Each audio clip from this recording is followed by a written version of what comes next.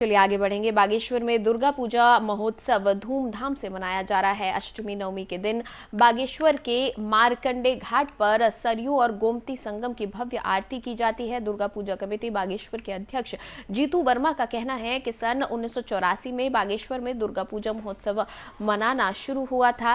कालांतर में इसका स्वरूप हरिद्वार की तर्ज पर गंगा आरती का विधान शुरू हुआ था। स्थानीय बागेश्वर की जनता की आर्थिक मदद से हर साल बागेश्वर में दुर्गा पूजा के साथ सरयू गोमती संगम आरती की जाती है।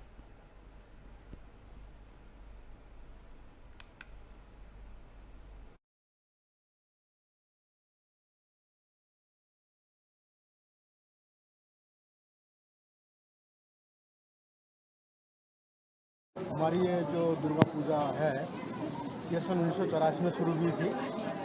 पहले हम संक्षिप्त में सरयू आरती किया करते थे।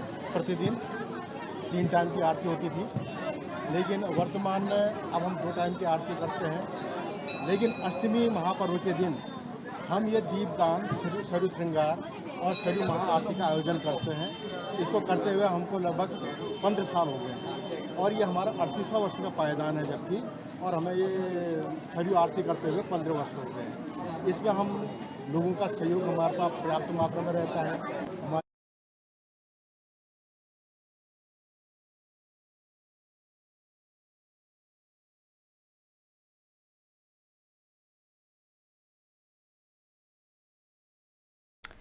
प्रदेश के नेता प्रतिपक्ष यशपाल आर्या अल्मोड़ा के दौरे पर है। यशपाल आर्या ने प्रदेश सरकार पर गंभीर आरोप लगाए हैं। उन्होंने कहा कि आज प्रदेश में कानून व्यवस्था चौपट है।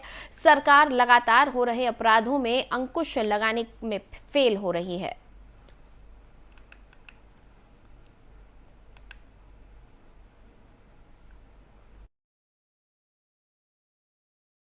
काम किया है और अपराधी बेलगाम हो चुके हैं। सरकार बेबस नजर आ रही है और पूरी तरह कानून व्यवस्था ध्वस्त हो चुकी है।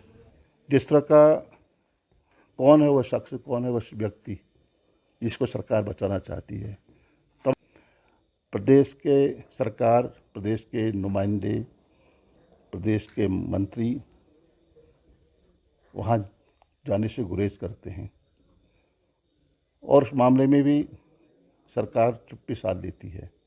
ये वानगी है कि पूरे प्रदेश में आज लोगों में डर है, भय है, गुस्सा है, नफरत है। काम किया है और अपराधी बेलगाम हो चुके हैं।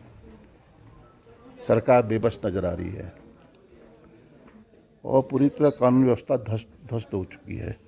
जिस तरह का कौन है वह शख्स, कौन है वह व्यक्ति जिसको सरकार बचाना चाहती है, तब प्रदेश के सरकार, प्रदेश के नुमाइंदे, प्रदेश के मंत्री वहाँ जाने से गुरेज करते हैं और उस मामले में भी सरकार चुप्पी साध लेती है। ये वानगी है कि पूरे प्रदेश में आज लोगों में डर है, भय।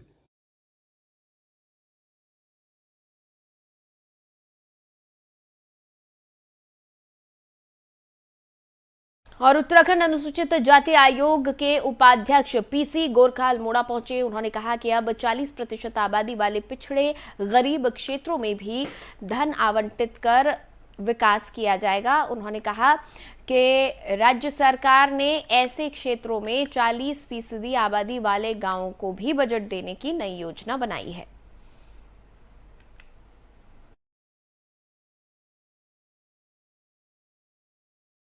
ऐसा होता है कि दूरस्थ और पिछड़े क्षेत्रों में विकास करने के लिए भारतीय संविधान में एक धाराएं निर्धारित की गई हैं, जिसके अंतर्गत ये कहा गया है कि उन पिछड़े गरीब क्षेत्रों के लोगों के आर्थिकी विकास के लिए, सामाजिक विकास के लिए जो न्याय की उपलब्धता है उसके लिए, उनके बहुमुखी विकास के लिए एससीपी का फंड रिलीज किया जाता है।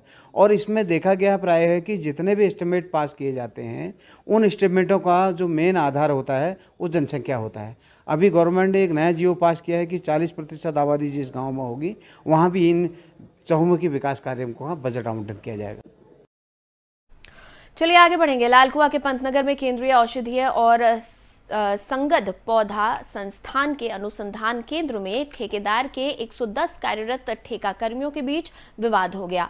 आरोप है कि ठेका कर्मी से 6,000 रुपए मांगे जा रहे हैं। आक्रोशित ठेका कर्मियों ने संस्थान में बंद कर ठेकेदार के खिलाफ कार्रवाई की मांग की है। ठेकेदारियों के खिलाफ यहां कार्रवाई की बात की जा रही है। वहीं ठेका कर्मियों ने दिए जा रहे धरने की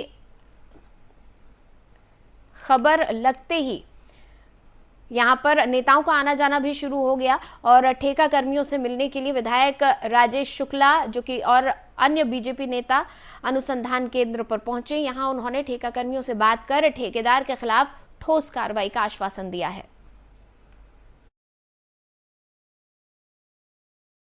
अभी ये जानकारी मिली थी कि मजदूर इकट्ठा हो गए हैं, इनके द्वारा काम नहीं किया जा रहा है, विरोध किया जा रहा है। कुछ ऐसी गतिविधि हुई है जिसके क्रम में सभी मजदूर इकट्ठा हो गए थे, तो मुझे सूचना मिली तो मैं उपस्थित हुआ हूँ। अभी मेरी विश्वविद्यालय प्रबंधन से भी वार्ता चल रही है कि क्या तय हुआ था, क्योंकि कोई भी व्यवस्था है तो किसी शर्त और कॉन्ट्रैक्ट के तहत ही की जाती है। वो मूल शर्तें क्या है, कॉन्ट्रैक्ट क्या है, उसके आधार पे तय कर लिया जाएगा कि क्या निर्धारित हुआ था। जैसा कि प्रबंधन ने मुझे बताया, विश्वविद्यालय प्रबंधन के द्वारा जो यहाँ पे इंचार्ज है उन्होंने अवगत कराया कि इस तरीके का विषय अभी तक नहीं था, तो निश्चित तौर से जांच का विषय कि कहाँ से ये बात आई, क्या मूल कॉन्ट्रैक्ट में है। अगर मूल कॉन्ट्रैक्ट में इस तरीके की कोई विषय नहीं है तो निश्चित तौर से किसी को भी अधिकार नहीं होगा कि कॉन्ट्रैक्ट के सिवा या मूल जो एम्प्लॉयर है या जो संस्था है उससे इतर कोई बात करे। यूनिवर्सिटी में पढ़ता था उस समय से सीमैप में हम लोग लैब करने आते थे, कई क्लासेस कई हमारे कोर्सेज होते थे यहाँ के। और ये सेंट्रल गवर्नमेंट से संचालित संस्था है और इसने सुगंधीय पौधों और औषधीय पौधों के संबंध में एक अच्छी रिसर्च की है। मुझे आज दुख है कि इतने लंबे समय से कभी भी सीमैप की कोई शिकायत नहीं मिली और आज पहली बार ऐसा हुआ है कि हमारे मजदूरों को कोई एक नए ठेकेदार आए हैं, उन्होंने प्रताड़ित करना शुरू कर दिया। सबसे पहले वो इलीगल तरीके से एक फॉर्म दे रहे हैं जिस फॉर्म पे उन्होंने अपना पता भी नहीं लिखा, अपना नाम भी नहीं लिखा और कहते हैं कि 6,000 रुपये हमें एडवांस दो और वो भी नॉन रिफंडेबल है। तो मैं आज ये जानने के लिए मजदूरों को क्यों ऐसा परेशान किया जा रहा है और जिन मजदूरों ने मना किया कि भाई हम 6,000 रुपये तुम्हें क्यों दें, आज तक कभी नहीं दिया, तो उन्होंने उनको कह दिया इनको हटा दिया जाए काम से, ऐसा संस्था को लिख के दे दिया है। ये बड़ा गंभीर सवाल है। मुझे लगता है कि कोई डिफ़ॉल्टर किस्म का या कोई गलत किस्म का ठेकेदार यहाँ आ गया है, जिसकी वजह से मेरे 100 से अधिक भाई बहन जो यहाँ के निवासी हैं, कर्मचारी और मजदूर हैं, उनके पेट पे लात लग गई है। तो एक गंभीर सवाल था, इसलिए मैं आया। मुझे अच्छा लगा कि जो हमारे अधिकारी हैं यहाँ के, उन्होंने वस्तुस्थिति मुझे अवगत भी कराया और उनके संज्ञान में मामला था और उन्होंने कहा कि हमने खुद भी इस संबंध में उच्च अधिकारियों को अवगत करा दिया। मैं ये बात करना चाह रहा था कि ठेकेदार का पक्ष जानूँ, लेकिन ठेकेदार की ओर से कोई जिम्मेदार आदमी यहाँ नहीं है और एक व्यक्ति आया है, वो कह रहा है कि मैं आज पहले दिन आया हूँ।